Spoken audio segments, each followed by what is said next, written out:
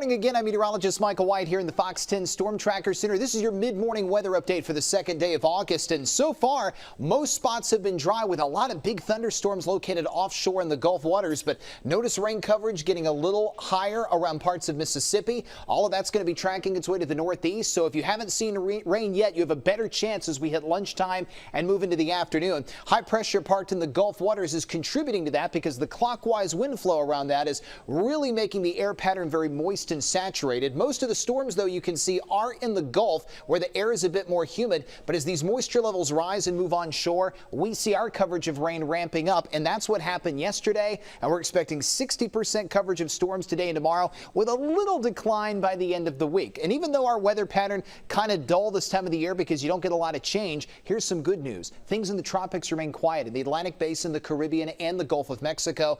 And August is one of the active months of the season. Anytime you're in August or September and there's no disturbances to track, that's a good day. And thankfully, that's what we're seeing again today. Now, on the futurecast, notice at midday, shower and storm coverage does get a bit more numerous. This is 1 o'clock this afternoon, but by the time we head in towards 6, things end up going dry, and then we see it's staying that way overnight tonight and as we push forward into the first part of your Wednesday. So this afternoon, we'll have a high in the upper 80s because of clouds and rain opportunities with a south wind at 5 to 10. Tonight, low 70s, the wind calm, we dry out, and here is how the next 7 days stack up, and it's all going to be very similar, although we get a little decline in the rain coverage at the end of the week and the beginning of the weekend, which is good news if you have outdoor plans. But the highs will stay in the upper 80s and low 90s, and of course, every day this time of the year, there will be storms around the viewing area in some spots. Just keep an eye on the sky and stay hydrated. Jennifer and Jason will update the forecast this afternoon on Fox 10 beginning at 4. We'll have constant weather updates throughout the day on the Fox 10 weather app,